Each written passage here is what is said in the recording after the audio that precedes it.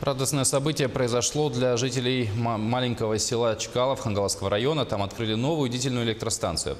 Работники Сахаэнерго установили 4 дизель-генератора общей мощностью 380 киловатт. Новая станция – это машинный зал, топливозаготовка, тепловой пункт, мастерская, операторская и кабинет мастера. На торжественной церемонии побывала Анастасия Кобызева. Маленькое островное село Чкалов. Население 350 человек. Теперь здесь всегда будет свет. Старая станция уже не справлялась. Находилась в затопляемом месте. Во время ледостава ее отключали. Приходилось тянуть временную линию электропередач от поселка Титары до села Чкалов. Вот она, представьте себе, через Лену тянуть эту линию, а потом весной, когда до начала ледохода, это где-то 15 апреля, эта линия демонтировалась. Получается, в год 2 раза проводились такие работы регламентные. А сейчас это, получается, дизельная электростанция будет стабильно обеспечивать электроэнергией все население этого острова. Павел Соловьев на старой станции проработал четверть века. Новому рабочему месту рад. Говорит, не придется больше кричать. Дизельной станции вообще не слышно.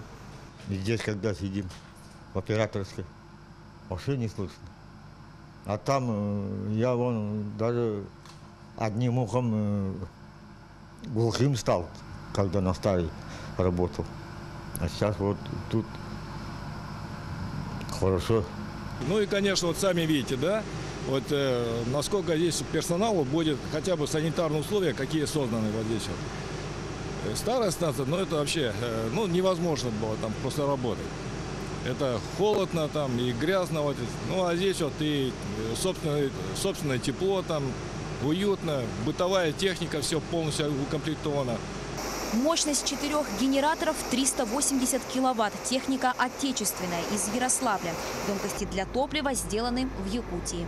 Импортное оборудование ничем не надежнее, она даже с меньшей надежностью, чем отечественное. Поэтому сейчас и Сахаэнерго, и Якутская энерго нацелены на то, чтобы в большей степени применять отечественную технику на наших электростанциях.